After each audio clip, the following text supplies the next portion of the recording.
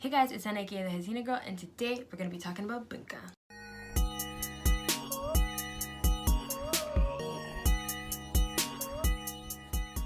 The last video that I posted, which was about a year ago, I talked about the application process, and you guys have been asking lots of questions. But I thought today I would compile all of those questions and turn them into a mini video series. So today's video, we're going to be talking about everything after the application process. So the interview, the tests, if you need a portfolio, etc., etc. We're going to talk all about that in today's video. So let's get right into it. All right, so the first question I always get is there an entrance exam? And the answer to that is yes, there is.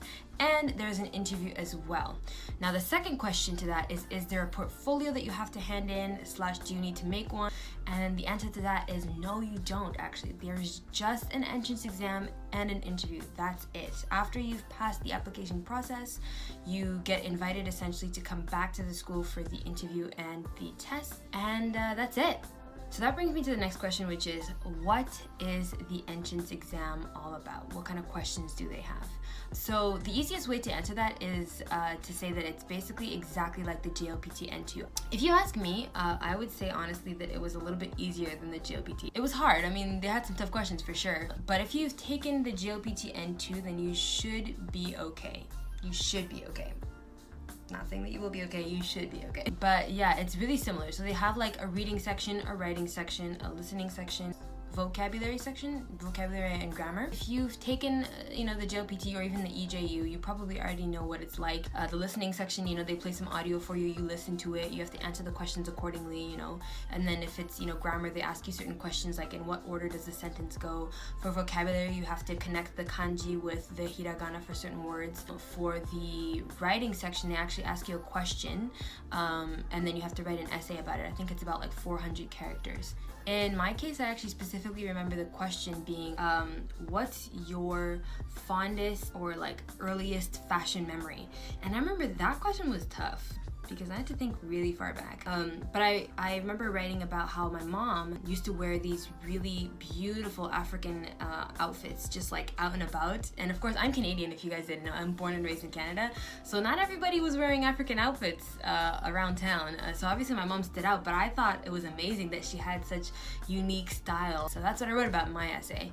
And yeah, and of course you can write about anything. There's no wrong answer, when you're writing the essay. They're just checking to see that you're able to express your ideas and your thoughts in this essay. So yeah, that's what to look forward to in the entrance exam. So yeah, so basically you walk in, you're given like an exam number, and you have to take that exam number with you, and you go to Bunka, you go to the school.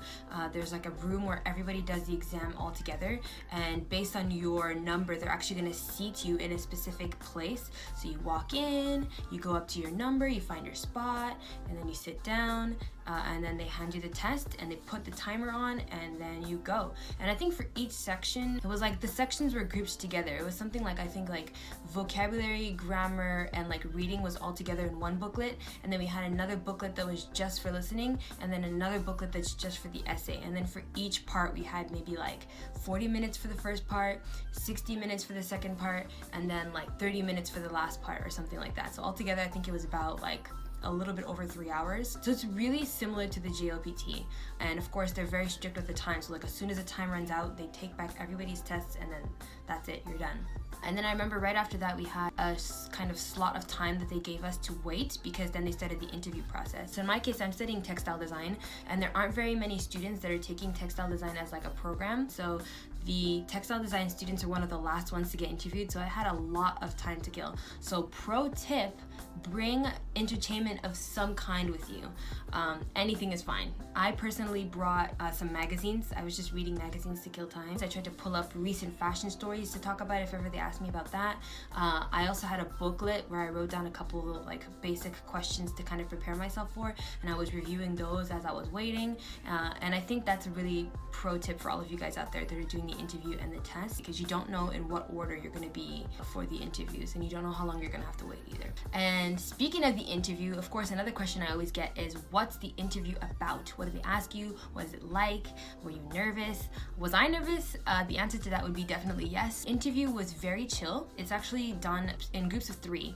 However, like I said, in my case, we had a very small number of people, and actually one person didn't show up for the interview or the test, and that person clearly didn't make it because, you know, you can't get in without doing the test or the interview. So that person actually didn't show up, and I ended up only getting interviewed with one other person, and he's awesome. He's now my classmate. We go to the same school, the same class, the same everything now.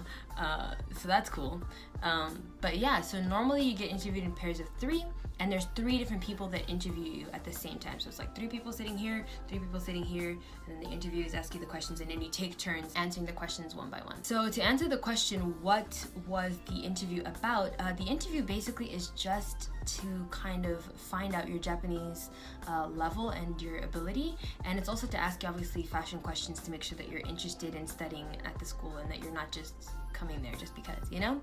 So the questions were pretty simple. I remember one question they asked us kind of to make us, you know, chill and not be so nervous was like, how was the test? What did you think? And of course, they're just making friendly conversation because they want to make sure that you feel comfortable. The next question they asked us was, describe your favorite place in the entire world. The next question was, what's something you pay attention to or something you want to be careful of whenever you get dressed? I think I said, like, I don't want to accessorize too much. Something like that. I don't know. Really, honestly, there is no wrong answer. As long as you're able to express yourself, then you're good. They also asked me questions like, why did you choose textile design? In your case, I'm sure they'll ask you the same thing. Why did you choose the course you want to take? The other thing they asked me was, what's one thing you really want to learn when you start at Bunka? And this question was tough for me because I knew what the answer was, but I didn't know how to say it in Japanese. So I highly suggest that you guys look up some fashion vocabulary while you're getting ready for your interview, because that might come up and there might be some like very specific fashion related words that you might want to use in your interview that you might not know, you know? And actually, if you guys want me to make a video talking about some really essential fashion vocabulary in Japanese, let me know, because I would love to make a video about that. One question, of course, that some people ask me is Japanese necessary to getting admission? Is Japanese necessary for, you know, passing the test, the interview? And the answer to that, I'm sure, as you guys can tell, is yes. Like, all the paperwork, all the tests, all the interviews are all done in Japanese. I think as long as you show that you're confident, you know, you're able to kind of say what you're thinking in Japanese, then you'll probably pass. But for now, I think this is where I'm going to end this video. If you guys have any more questions about the interview process or about the test, then please leave them in the comments below, and hopefully we can, you know, help each other out. I'll answer some of your questions, maybe other people can answer your questions, and yeah, I guess that's it for this video. Thank you so much for watching. If you haven't subscribed yet, please do so, because I'm gonna have a bunch more videos talking a little bit more about the application process to Bunka, and I will see you guys in the next one. Bye!